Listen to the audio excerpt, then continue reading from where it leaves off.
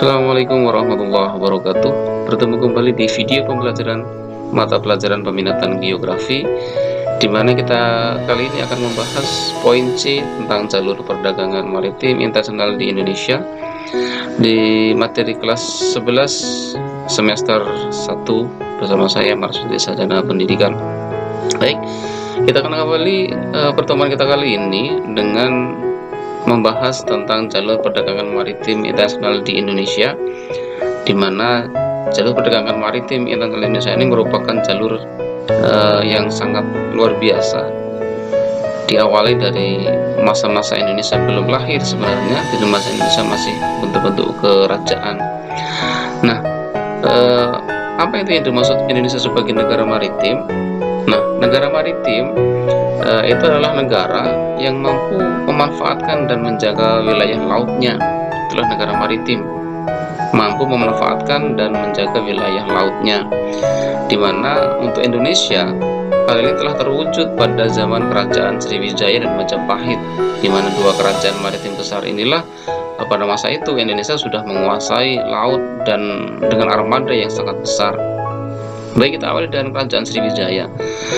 Kerajaan Sriwijaya itu mencapai kejayaan pada abad ke-6 hingga abad ke-10 Masehi dengan menguasai seluruh perdagangan maritim se-Asia Tenggara, di mana Sriwijaya juga menjadi penentu jalur perdagangan antara India dan Tiongkok sebagai negara benua yang kaya komoditas perdagangan. Sriwijaya juga menguasai Selat Malaka, juga Selat Sunda. Nah, rute perdagangan rempah dan perdagangan lokal dikendalikan oleh Sriwijaya dengan cara menarik bayaran setiap kapal yang lewat. Itulah Sriwijaya.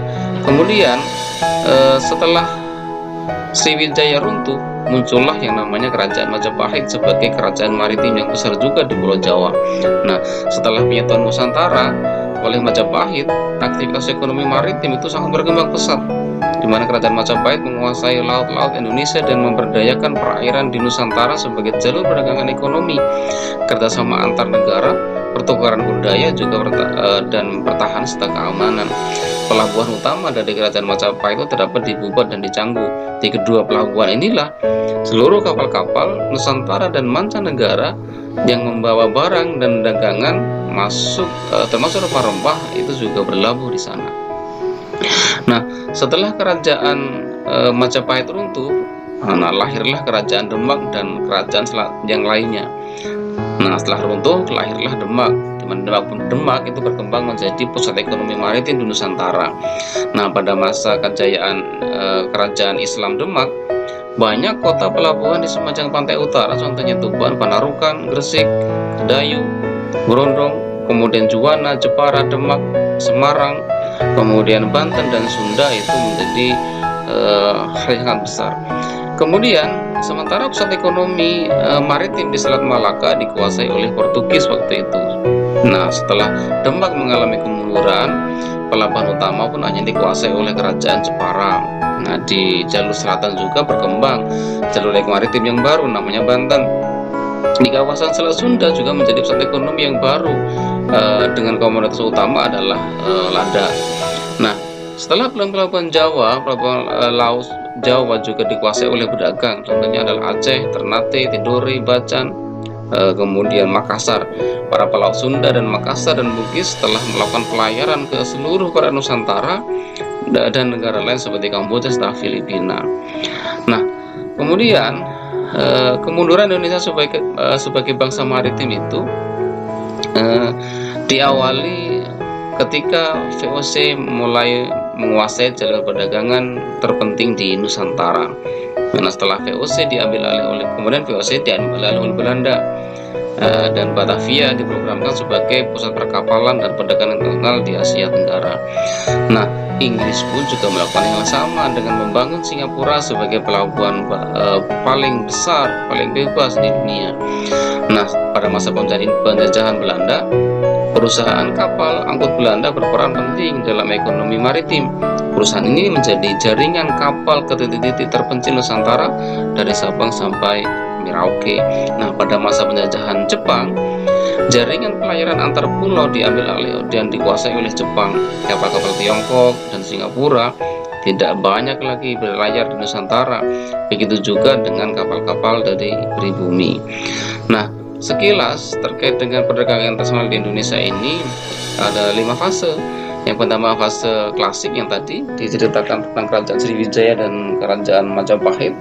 Kemudian masa kolonialisme terkait dengan masuknya VOC dan lain sebagainya tadi, termasuk Jepang dan sebagainya tadi.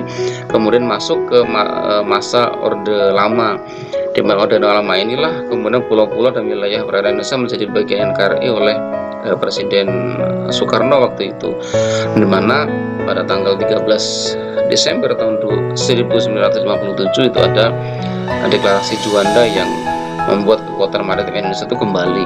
Kemudian fase selanjutnya adalah fase masa Orde Baru, di mana pada masa ini mengalami kemunduran terkait dengan kemaritiman Indonesia, karena program-program Orde Baru itu mengutamakan pembangunan darat. Kemudian fase selanjutnya adalah masa reformasi hingga sekarang, di mana pada masa ini masih diupayakan oleh pemerintah yang ada untuk membangun maritim Indonesia sebagai negara maritim, di mana pada masa reformasi ini ada beberapa presiden yang sudah melakukan hal itu, misalnya B.J. Habibie dengan deklarasi Bunaketnya, kemudian Presiden Abdurrahman Wahid dengan Departemen Eksplorasi Laut yang dibentuknya waktu itu.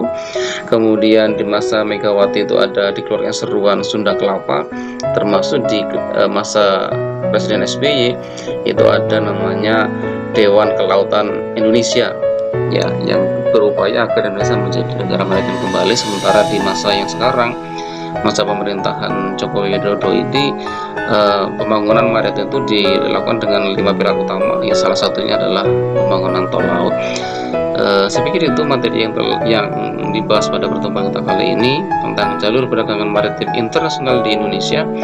Kita akan ketemu lagi di materi selanjutnya tentang potensi sumber daya kelautan Indonesia. Mungkin itu, terima kasih. Assalamualaikum.